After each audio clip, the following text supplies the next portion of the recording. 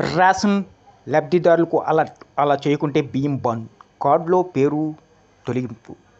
ఈ వీడియోని ఎక్కడ స్కిప్ చేయకుండా పూర్తి వరకు చూడండి. అలాగే ఈ వీడియో కానీ మీకు నచ్చినట్లయితే మీ ఫ్యామిలీ మెంబర్స్కి, ఫ్రెండ్స్కి షేర్ చేయండి. వాళ్ళకి ఇన్ఫర్మేషన్ యూజ్ అవ్వచ్చు. అలాగే ఒక చిన్న లైక్ చేసి మా ఛానల్ ఎంకరేజ్ చేయండి. తెలంగాణలో నిరుపేదలకు ఆహార భద్రత కల్పించే లక్ష్యంతో ప్రభుత్వం రేషన్ దుకాణాల ద్వారా ప్రతి నెల సన్నబియ్యం పంపిణీ చేస్తుంది. అయితే ఈ పంపిణీ వ్యవస్థలో పారదర్శకతను పెంచడం, అనారులను వేరేయడంపై కేంద్రం, రాష్ట్ర ప్రభుత్వాలు సంయుక్తంగా దృష్టి సారించాయి. దీనిలో భాగంగా ప్రతి రేషన్ కార్డు లబ్ధిదారుడు ఈకేవైసీ ప్రక్రియను పూర్తి చేసుకోవాలని కేంద్రం ప్రభుత్వం స్పష్టమైన ఆదేశాలు జారీ చేసింది. ఈ మేరకు రాష్ట్ర పౌర సరఫరాల శాఖ అధికారులు నిబంధనలు అమలుకు కఠిన చర్యలు తీసుకుంటున్నారు. రేషన్ కార్డులు ఉన్నప్పటికీ కొందరు లబ్ధిదారులు బియ్యాన్ని తీసుకోకపోవడం, లేదా కుటుంబంలో ఎవరైనా చనిపోయినా వారి పేరు మీద కేటాయించిన కోటాను ఇతరులు తీసుకోవడం వంటి అక్రమాలు జరుగుతున్నట్లు ప్రభుత్వం గుర్తించింది.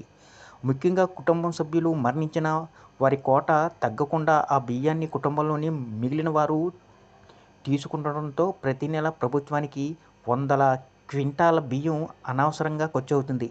ఈ లోపాలను సరిదిద్దడానికి బోగస్ కార్డులు, అనారులను గుర్తించడానికి ఆధారిత ఈకేవైసీని తప్పనిసరి చేశారు. ఈ ప్రక్రియ ద్వారా లబ్ధిదారులు బయోమెట్రిక్ వివరాలు, ఏలుముద్రలు లేదా కంటిపాప అప్డేట్ చేసి వారు సజీవంగా ఉన్నారని, అర్హులని ధృవీకరించుకోవడం జరుగుతుంది.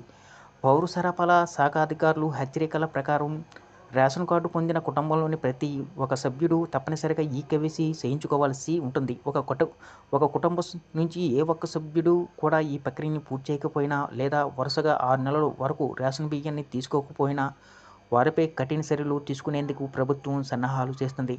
నిబంధనలు ఉల్లంఘన జరిగిన పక్షంలో మొదటి దశలో ఆ లబ్ధిదారుడికి సంబంధించిన కోటాను తర్వాత నెల నుంచి తగ్గించి సరఫరా చేస్తారు.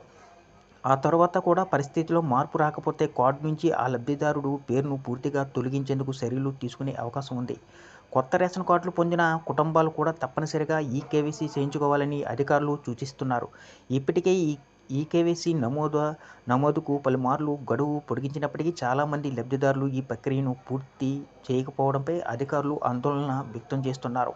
రేషన్ సేవలు నిరంతరాయంగా పొందడానికి లబ్ధిదారులంతా గడువు ఉన్నా సరే ఈకేవైసీ పూర్తి చేసుకోవాలని సివిల్ సప్లై శాఖ అధికారులు స్పష్టం చేస్తున్నారు. ఈ వీడియో కానీ మీకు నచ్చినట్లయితే ఒక లైక్, సబ్స్క్రైబ్ చేయడం మాత్రం మర్చిపోకండి.